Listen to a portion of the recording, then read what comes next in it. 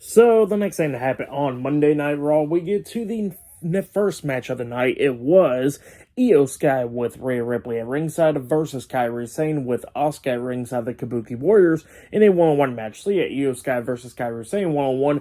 Obafemi was watching this match and actually watching Raw tonight at ringside in the crowd and all that, because later on this weekend on Saturday night's main event, Obafemi got a match against Cody Rhodes. So I know that match is going to be definitely a great one there.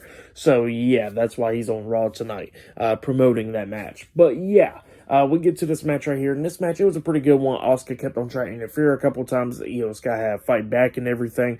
Rhea's trying to get Asuka to stop interfering and all that, but then we start getting towards the ending of this match where we see Kairi and Iyo on the ring apron. Kairi was trying to hit like a back body drop on the Iyo on the ring apron, but Iyo actually lands on her feet, which was pretty cool, and then she grabs Kairi, hitting a German suplex on the ring apron, which was pretty nice, and then eventually got her into the ring, and then Iyo climbs up the top turnbuckle, about to hit the over-the-head moonsault onto Kairi, but then while the referee's checking on Kairi, Asuka comes up sweeping Iyo's feet from underneath her, so Iyo Sky is hanging upside down from the turnbuckles because of Asuka, and the referee didn't see it, and then Rhea comes up, and Asuka tries to kick Rhea upside the head, but Rhea ducks it and super kicks Asuka and then throws her over the barricade into the timekeeper's area, taking Asuka out. Kairi then climbs up the top turnbuckle where Io's at, and then Iyo finally gets her feet free, and then she wraps her feet around Kairi's head, hitting like a Hurricane Rana version onto Kairi, and then she climbs up the top turnbuckle, jumping off with a moonsault onto Kairi,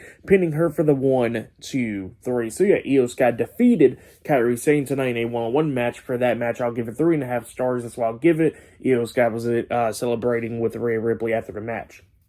But yeah, then after that, we see a backstage segment where we see Paul Heyman in the locker room with Braun Breaker and Bronson Reed, the Vision, and then Logan Paul comes up, and Logan Paul was asking him, did he see what happened to him last week with Rey Mysterio slapping him, and they said, yeah, and we don't like it. And then Logan was like, I don't like it either, but we got to do something about it. And then Braun and Bronson gets up, and they said, let's go ahead and do something about it. And then Logan looks at Paul Heyman and says, can you talk to him private? And he goes over there and starts talking to Paul Heyman and all that stuff, and he says that, he knows that they got their back and all that stuff. That's what Paul Heyman was telling Logan Paul, that they got that they got his back and all that. And then Logan Paul was saying that he got their back as well if they get in trouble. So yeah, that's what he was saying there. And Paul Heyman was talking about how he likes him even more now. He respects him a lot more.